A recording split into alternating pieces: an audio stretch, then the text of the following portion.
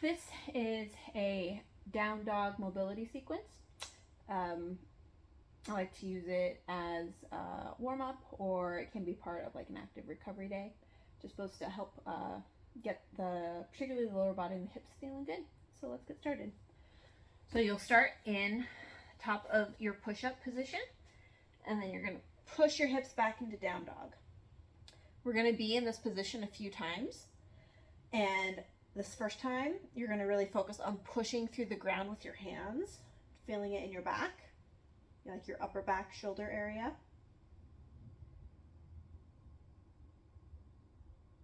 And then we're going to bring a leg down for pigeon.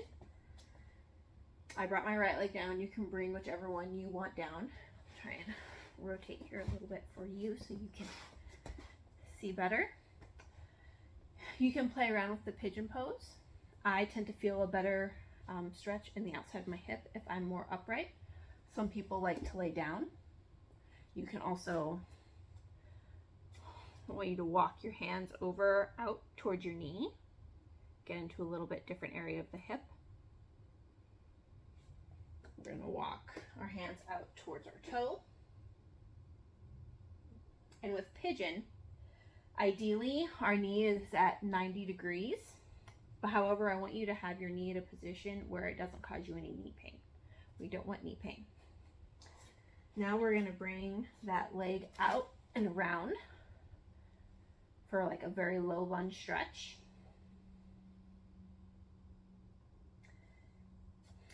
We're going to keep the hand that's next to the foot planted, and then with our other arm, we're going to try and open our chest up and bring our hand back down. We're going to do this 5 times. If you want to do it more, you can. Just trying to open that chest up. Now we're going to do it the other way. We can try and bring our elbow down to our instep. Get a little stretch there if you want. But however far you can go is good. You don't have to get your elbow down to the ground like I am right now. You can reach up and back down. I'm also doing this at the end of the day right now. And sometimes in the morning, I can't get my elbow down to my instep. So where you're at is exactly where you need to be. We're going to keep our feet in that position. We're going to sit back and lift the toe for a hamstring stretch. You might feel it in your calf. We're going to sit back, and I'm going to try and sink my chest a little bit closer to my knee, lifting that toe up. Then I'm going to come forward. I'm going to bring that back knee closer, so I'm more like a 90-90 position. I'm going to make sure my ribs and hips are stacked on top of each other. And then I'm going to push forward until I feel a good stretch. I'll move this a little bit in the front of this hip. If you want a little more of a stretch, you can reach your arms up overhead. I know the video is cutting that off. And pull away from that open hip.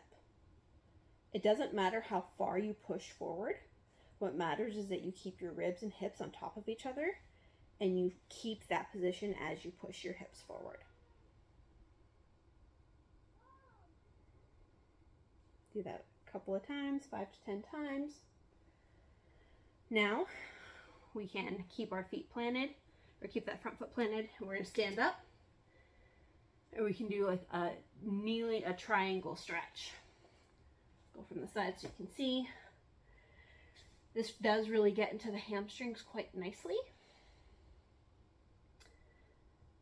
You can put your upper body in a position that feels comfortable for you. If you have really tight hamstrings, putting your hands on the ground might not be a good option for you. So it might be you have your hands on your knees. We're just going to feel a stretch here.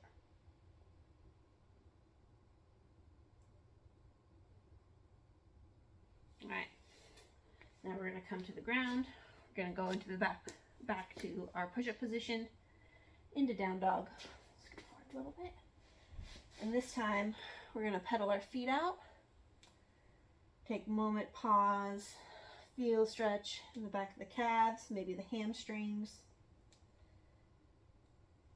That's our focus this time. Now we're going to bring the other leg down for pigeon. Again, be in whatever position you feel the best stretch in. You might notice that one hip feels different than the other and that you need to find a different position for that hip. That's cool. Let's walk our hands out over the knee now.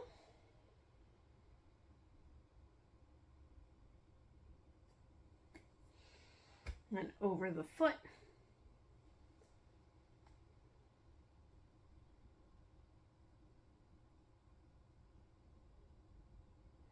Come back to center. Now we're going to go into our low lunge position. You get there however you want. Now I didn't do this on the other side, but you can do this because this is going to be something I want you to be familiar with. You can kind of explore that hip. So I'll move here. So when you're in this low lunge position, if you want to push that hip out, do some circles, movement, pulses back and forth, as long as you keep that foot on the ground, doesn't matter. Explore those sockets, those hip sockets, do what feels okay. Every body has a different body, and our hips are different. And so we have to do what feels best for us. Now we're going to do our thoracic reaches. Hand to the foot, stays planted. Opposite hand reaches up towards the sky. We're going to do 5 to 10 of these.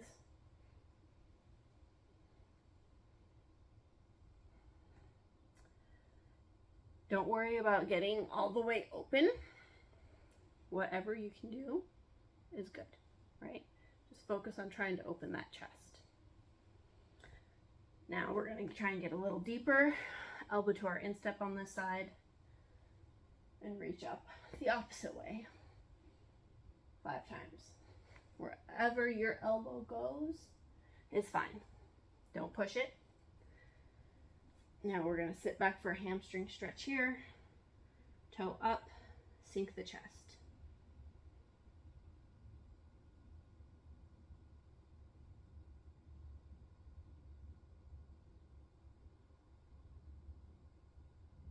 Okay. Now I'm going to move that back knee up so I'm more in a 90-90 position. I'm going to make sure my ribs and hips are stacked. I'm going to push forward. Think about driving that movement with my hip so I feel a good stretch down the front of that back leg. If you want a little more, put your arms up overhead and reach. Think about pulling away from that hip. I know you can't see it, but believe me, I'm doing it. About 5 to 10 pulses there. And now we'll get up however you want.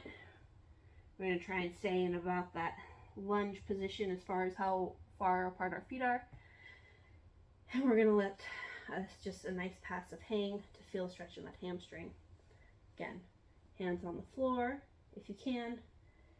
If the hamstrings say no, you're going to stay where you can feel a good stretch in a position that feels good. Woo, if I don't fall over. All right. Now I'm going to put my hands on the floor. We're in our push-up position. We're going to go back into down dog. And this is our last time here. And this time I want you to think about pushing through the ground with your hands and trying to get your heels to the ground. So we're putting the previous 2 times we've been here together. Should feel a little bit looser this time around.